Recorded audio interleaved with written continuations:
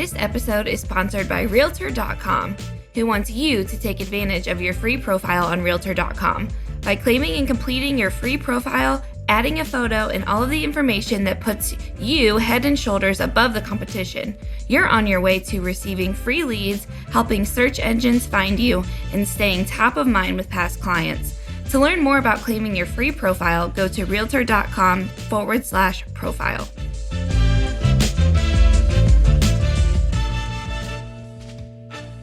Welcome to the Real View podcast, where Ohio Realtors connect you to innovators and influencers, keeping you with the real view of real estate. Whether you're a broker, agent, first-time homebuyer, industry leader, or just happen to stumble upon our podcast today, you can expect to hear tips, tools, tricks, interesting information, and so much more from the experts in Ohio's real estate game.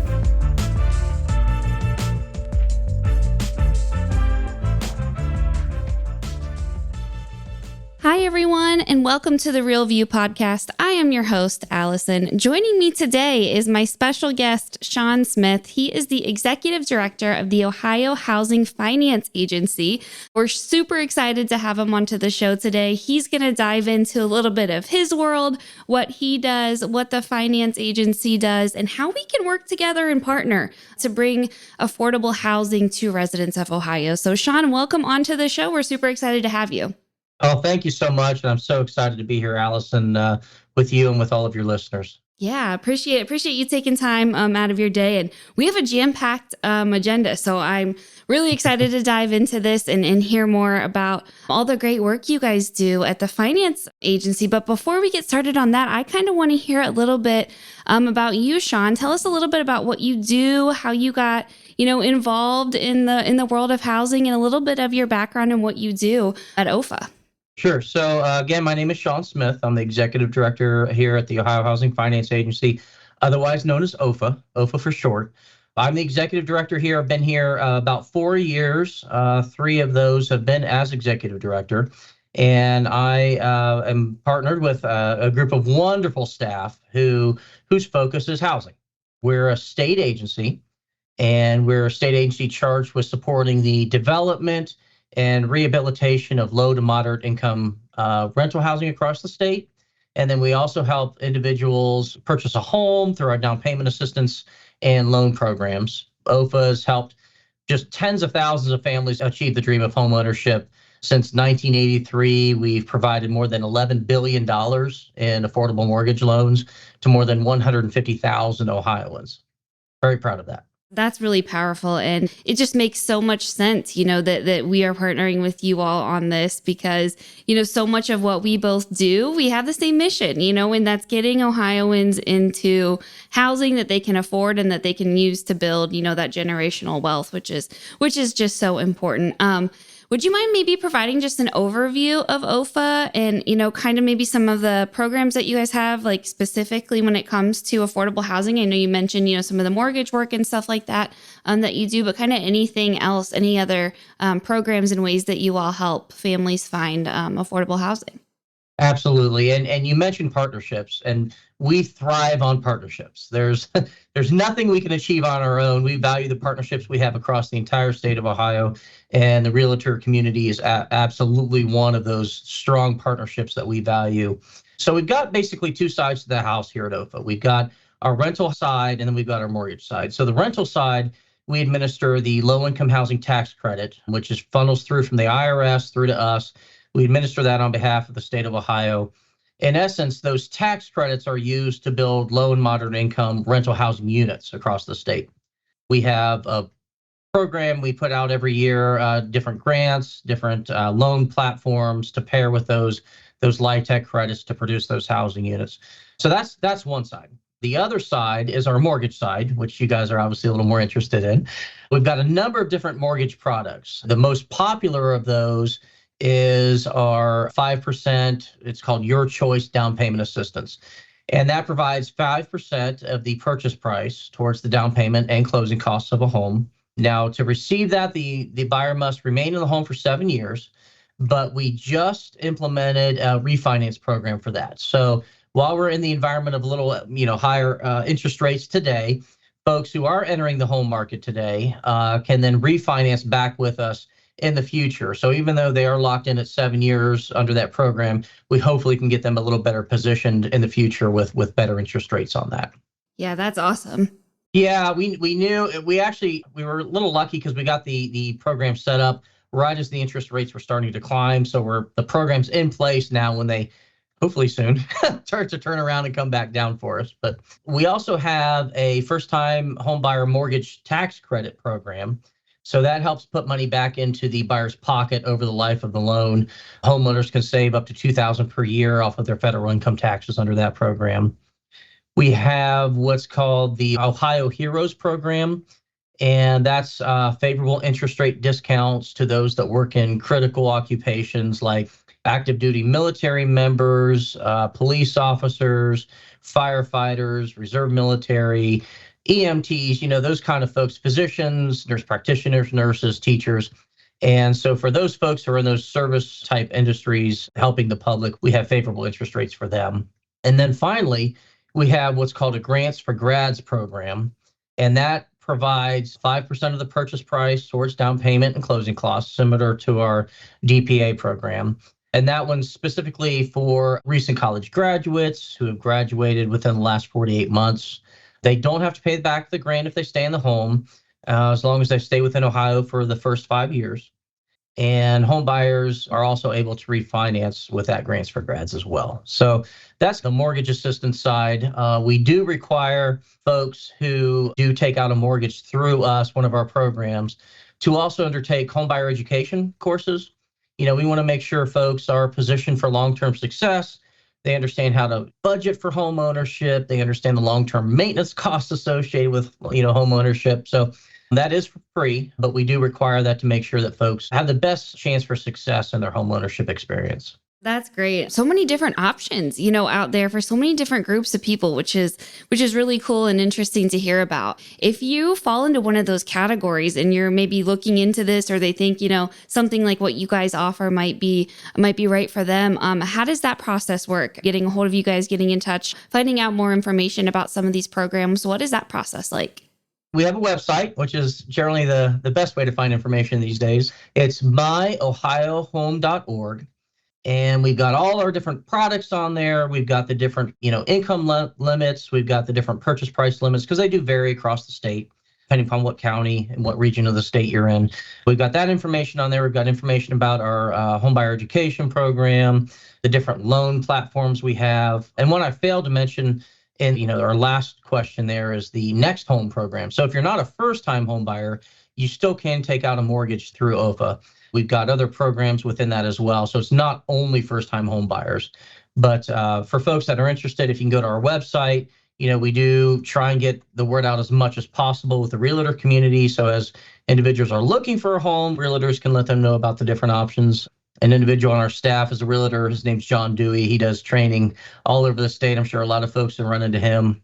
And then we've got lenders across the state of Ohio as well. So hopefully, individuals who are looking for a home, who are looking for some of our products, can partner with one of those lenders and participate in one of our programs.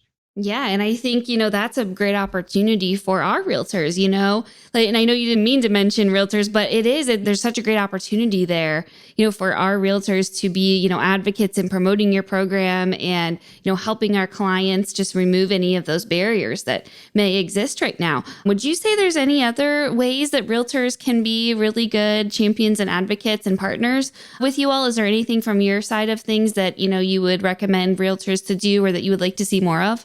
Yeah, I remember when I bought my first home, my wife and I, and you really form that kind of trust relationship with your realtor. You're going around, you're seeing different properties, or at least you did back then. Now it's a little bit quicker purchase today than it was back in my day, but there's certainly a level of trust that is formed. There's a bond that's formed with your realtor, and it's so important that we make sure that we're communicating to your listeners in the realtor community, about our program. So if somebody is having a little bit of difficulty figuring out how they're going to afford a home, maybe they're in a little bit lower income bracket, that you guys are able to communicate that to them, that they have these options, that they have these resources available.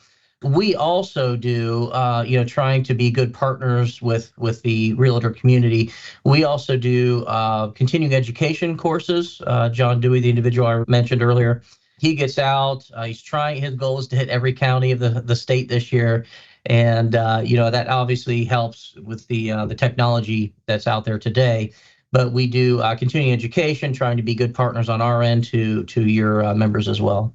Yeah, I know that's always a big thing is those CE courses. So yeah, if you guys are listening and you need your CE credits, go check it out. Just another way that we could all work together to make homeownership possible.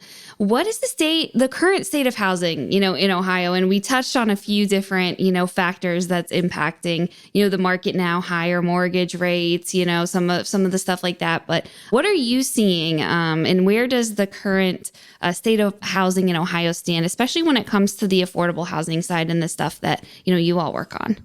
I'm sure you guys are well aware of what I'll communicate here, but it's, especially within the affordable realm, there's low inventory. It's very difficult to try and get out and make, a timely offer, especially if you want to take your time, take a look at the property and get your bid in so quickly. So inventory is an issue. Obviously, increased sale prices make it very difficult for the community that we serve, those low and moderate income individuals, anywhere from 60% of the area median income up to 120% of the area median income, and probably a little higher. But interest rates are difficult, and not just interest rates, but the interest rates compounded with everything else going on in the economy, right? So whereas, if everything else was normal, you still may be able to afford a 7% interest rate. However, with groceries, utilities, gasoline, everything else, it's like this perfect storm of costs that with those increased interest rates, it just makes it very difficult to balance all of your life's expenditures and still get into home ownership. When that's where hopefully the down payment assistance we offer, the little better positioned interest rates, may be enough to help get that individual over the edge there and get into home ownership. Because like you mentioned earlier, Allison, it's the best way to build personal wealth and generational wealth. Home ownership is the easiest way for an individual to get down that road and start getting better positioned. Yeah, no, absolutely. I know it is just such of the perfect storm. And also, too, I think we got so spoiled by COVID. Those rates were so low that we almost think 7% is like crazy, and it's really not, right? Because we just got so spoiled, during the pandemic with those rates as low as they are. And I know so many people that I know refinance their homes and now have those low rates. And, it was great back then, but it's kind of like a shock because we got used to those low numbers. And now that they're like, quote unquote, normal again, it's like it's a shock to the system, which I think is always good to put into perspective too, is like, these rates aren't that crazy. We just got really spoiled during COVID. Well, yeah. And I mean, it was, there's an entire generation of folks who didn't see high interest rates. They were down in the 3s and the 4s forever. And now that they're starting to creep back up, you hear folks, oh, in my day, we had double digit interest rates and you stood in a line to get good interest rates and they went around the corner. So yeah, it's definitely, it's a culture shock, I think, for a lot of folks who have never experienced anything, and again, it's all relative. We're at about 6, 7 right now, but definitely could be a lot worse. And hopefully we make the turn and start to go the other direction. But yeah, I think we hope so too. I think I saw the past few weeks they have been going down, which has been a good sign. And then home prices too. What are you expecting for home prices? Are you thinking that we're going to see maybe some of that start to decline, or are those going to stay relatively high compared to where they've been in the past? Or what do you think about the future of home prices? It's difficult, especially here in Ohio. We've got some wonderful things going on with economic development. Intel's the big one that's out in the news, where we're bringing a lot of jobs, a lot of folks into the state. But we've got to house those individuals. So certainly, I don't think demand's going to go anywhere, especially with all of that wonderful economic development that's going on. Along with that, you've got the whole storyline about institutional investors buying up housing stock. I know the legislature's taken a crack at that. There's a couple bills floating over there.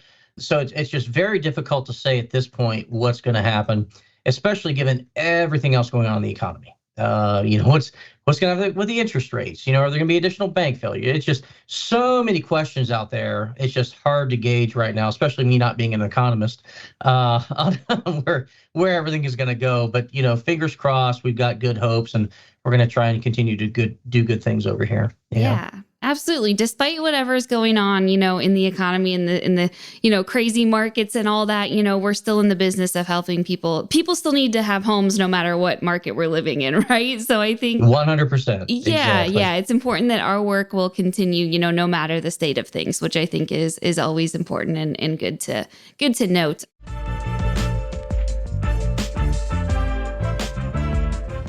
This episode of The Real View is brought to you by the Ohio Association of Community Colleges. Ohio's network of community colleges provides accessible training that accommodates the busy lifestyles of aspiring real estate professionals at half the price of a traditional university. With convenient locations in every part of the state, as well as online options, Ohio's community colleges are your smart choice for pre-licensing education. For more details or to start the journey to a real estate career, visit the education page at ohiorealtors.org and then click on the pre-license course locations. And you mentioned the legislature, which is kind of my perfect transition into what I want to talk about next is some of the stuff that's happening over at the State House. I know we are in the middle of the state operating budget, and here we were really excited to see that there was a few programs included in the governor's budget that we got excited about, and we know, I'm sure you all shared that same excitement. So I want to talk about kind of these three major programs, and maybe then if you want to break them down and go into a little bit more detail. I know just enough to get dangerous on legislative stuff, and I hear, what our government affairs team, shares with us, but I'm sure you know way more in detail about some of these programs and what it means for Ohioans. So there's three kind of priorities that we're really looking at. It's the state low-income housing tax credit program, which I think you mentioned a little bit of the work on that in the beginning, the single-family housing tax credit program, and then the homeownership savings account, which you all mentioned, your work with first-time home buyers and things like that. So would you fill us in on kind of those three programs and priorities coming out of the budget, what they entail, and kind of what that means for our industry? Oh, I'd love to. We are so very excited about these. So Governor DeWine, Lieutenant Governor Husted, in the operating budget. So the operating budget from the state level occurs every 2 years, and the governor, initiates that entire process by offering a proposed budget. So Governor DeWine in the proposed budget offered a housing suite. Some of it's on the rental side, some of it's on the single family side. But it's a suite of options that hopefully we can get the legislature as excited about and get those passed in this operating budget. But the first major one is this concept of a state low-income housing tax credit. I talked about the LIHTC credit from the federal level. So that's, it's where the IRS gives tax credits to the states. We turn that into cash, and we build low-income and moderate-income rental housing units with that.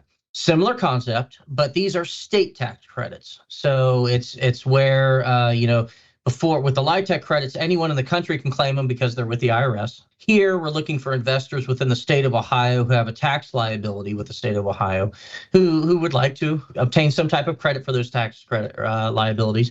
And so we would pair this state tax credit with LIHTC projects that have been approved. So applications come in, we award LIHTC credits, and then we'll pair these state tax credits with those LIHTC credits and leverage them against each other in essence. We'll make those dollars go further. We'll produce more rental units and help individuals who truly, truly need housing. There's some folks who down are, very low income, 30% of the area median income, and truly need some help getting into housing. So we can do some wonderful things with that.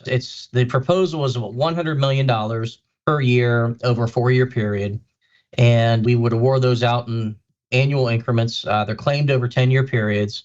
Wonderful concept there. There's a couple dozen. I think there's 23, 24 other states who have state tax credits that are administered in a very similar way. So Indiana did theirs about a year and a half ago, and they were the latest one. So we're looking to get on that bandwagon and get those tax credits created as well. Yeah, it'd be huge. Oh, it'd be very huge. We could do a lot of good with it. Yeah. So then there's another concept Same thing, state tax credits, but for single family production.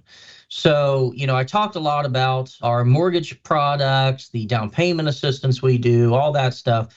But we don't really have any programs right now at OHFA where we create housing stock, new housing stock or refurbished housing stock. And that's the concept here where, we'd work with a local government unit, a home builder. They'd have a finance team. Basically, you'd have a project team that would come in with an application, a concept they want to accomplish, and we would then award tax credits to that team. They would go out, they would construct, refurbish some properties, and we would award tax credits to fund that. The example I keep giving to different partners we're meeting with is, let's say we construct a house at, I don't know, $200,000. And once that house is constructed, the market is worth 225, 250. That difference between that 200 and that 225 is what the tax credits would go to fund. We would then sell the house at the constructed price. So if the house costs 200,000 to construct, that's what we would sell it at. And then the builder would be made whole with those tax credits, or the revenue from the tax credits. And so the builder would be made whole. The individual can get an affordable house. And our hope is for the folks who otherwise would not get into home ownership, especially in the environment we have today with higher home costs, market costs, that we can get those folks in and get them the opportunity to build that wealth we talked about. Yeah, no, that program. Go ahead. No, I was just going to say these are such good solutions to, some of the challenges that we see with, some of the low inventory, and it's just creative new ways to help remove that barrier, which I think was so cool. And go ahead with what were your comment? That program is $50 million per year for 4 years as well. So $200 million total. And what we would do, because, our job is to serve the entire state of Ohio. So we try and make sure that urban, suburban, Appalachian, rural, every dynamic across the entire state is served. So generally what we'll do is we'll set up different pools. We'll take that $100 million I talked about with the rental side, or the $50 million with the single family, and we'll set up pools. We'll allocate that out. We'll carve the pie up and, to different allotments and different pools. And then those entities across the state can come in. And so you don't have, someone like Ironton competing against Cleveland. We're trying to make sure there's a level playing field. We're getting the resources across the entire state of Ohio and serving those specific areas in ways that will benefit them to the greatest degree. So, yeah. Yeah, no, very cool. I'm very excited about those projects. And like I said, once again, I think it's a really good solution. It's a good first step as to solving some of these challenges with inventory.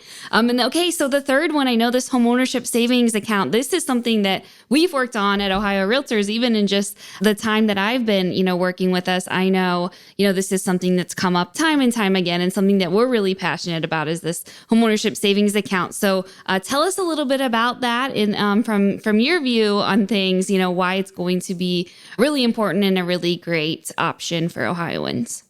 Yeah, and this is something that can be partnered with our down payment assistance, leveraging, dollars against each other. But in essence, the concept is to save or set up a tax favorable, tax exempt savings account that individuals can put money in towards. They can save up and use that towards down payment, their own down payment. They could then bring those down payment dollars into us. We would then leverage on top of that our 2.5% or 5% down payment assistance, and hopefully get them into a home, lower mortgage payments over the long term if they're putting more down payment down. So yeah, that's being developed right now. So the Treasurer's Office, the State Treasurer's Office, and the Ohio Department of Taxation are working through the concept of that right now. It was included in the bill. Don't have a lot of details in the bill itself, but both the Treasurer's Office and Taxation are very excited about the concept. Anytime we can help folks save without taking those taxes out and allowing them to position themselves for home ownership, I think it's a good thing. So, and then there's another program I want to mention that we didn't have on our list, but there's a line item over at the Department of Development, it's basically a grant. And it's $1.5 million each of the 2 years, so $3 million total, as it was proposed anyway. And that can go towards local governments to help them kind of refine or retool any zoning issues they may have. So let's say they have an antiquated software system that they issue applications out of, and it's slow or it's not efficient, or they want to retool, they want to bring a consultant in, something like that, to retool their entire zoning platform. That's something that's out there right now that if passed, individual governmental units can come in and hopefully improve some of their zoning requirements there locally. So that's something we're also, because any of this construction we're talking about, that zoning flows into it, and we're hoping we can make that as efficient as possible. Yeah, no, that's really exciting. I'm glad you mentioned it. And that was going to be my next question too. Are there any other policies or actions that we can take, that the state can take to address this housing shortage, or to remove some of those barriers? That was a great example with some of the zoning stuff. Is there anything else out there that you would recommend, or you think would be a good potential idea to bring to the table? Yeah, Allison. Obviously, those are our big ones. Mm-hmm. We're trying to be innovative, like you talked about.